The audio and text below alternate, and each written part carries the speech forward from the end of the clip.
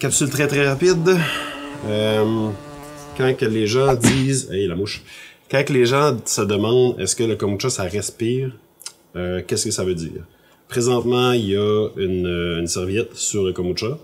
Et puis, je peux vous dire que le kombucha respire.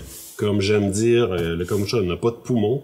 Mais la respiration, entre guillemets, c'est un échange dans le fond. Tant qu'il y a un petit peu d'oxygène qui réussit à passer à travers le tissu, c'est assez.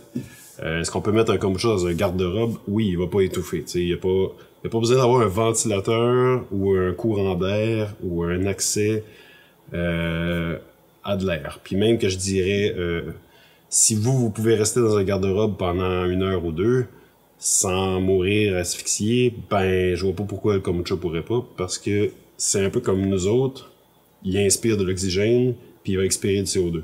Fait que dans un sens, c'est comme une forme de respiration, mais ça va pas plus loin que ça. Je dirais que je la connais pas la réponse, là, mais tu sais, il va peut-être bien prendre, tout ça va peut-être bien prendre l'équivalent de une bouffée d'air que nous autres on prend à toutes les 5, 10, 15 secondes.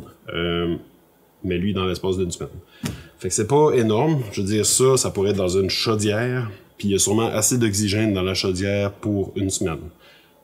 Contrairement à nous autres, où est-ce qu'on en a assez pour 2 minutes. Fait que dans le fond, c'est pas compliqué. Si vous êtes capable de respirer à travers ça, lui aussi.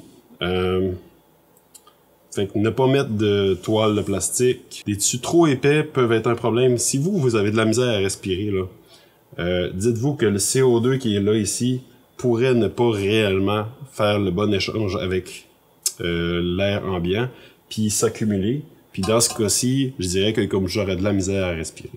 Donc, allez-y pour un tissu qui est quand même mince, malgré que vraiment très efficace pour repousser les mouches à fruits. Ben, pas les repousser, mais les empêcher de rentrer.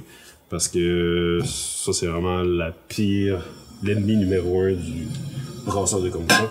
Puis même que, ben, tu sais, dernièrement, j'ai fait une vidéo que je mets là sur comment se faire un piège à mouche à fruits, parce que c'est vraiment une plaie en été, en tout cas ici, là, parce qu'on nettoie des bouteilles, puis il y en a...